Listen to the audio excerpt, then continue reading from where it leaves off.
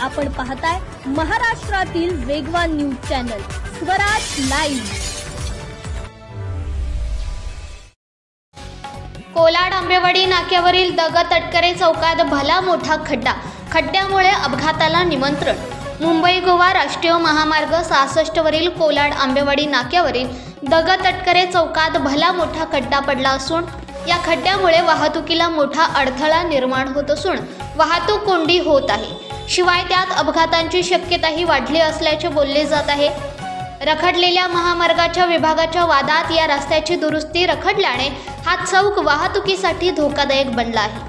तर मेन आंबेवाडी नाक्यावरील भर चौकातील बाजारपेठेत जाणाऱ्या मार्गावर हा खड्डा जवळपास 2 फूट खोल आणि 8 फूट रुंद असल्याचे दिसून येत आहे। सततच्या पावसामुळे या खड्ड्यात पाणी साचत असल्याने तो अधिक दूरवर पसरत जात असल्याने दुचाकीस्वार त्यात घसरून पडत असल्याची घटना घडत असल्याने मोठ्या समस्येला येथील प्रवासी नागरिकांना या खड्ड्यामुळे सामोरे जावे लागते।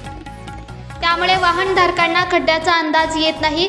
त्यामुळे या खड्ड्यात पडून अनेक वाहनांचेही नुकसान झाले आहे।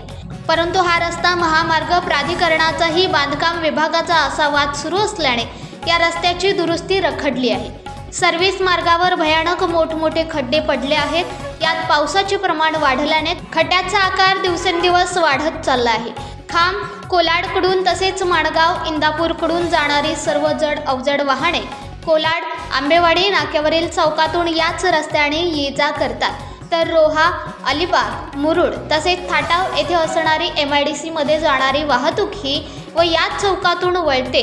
त्यामुळे या मार्गावर कायम वाहनांची गर्दी असते। त्यातच शाळा कॉलेजचे विद्यार्थी यांचीही ये जा चालू असते। रस्त्याच्या मधोमध तसे कोलाड आंबेवाडी नाक्यावरील दगड तटकरे चौकातील हा खड्डा पडल्यामुळे वाहतुकीला अडथळा होत असल्याने चौकात पडलेले खड्डे हे लवकरात लवकर भरून घ्यावे अशी मागणी वाहन चालक आणि प्रवासी नागरिक यांनी केली आहे। स्वराज लाईव्हसाठी प्रतिनिधी अजय परदेशी, रोहा, रायगड।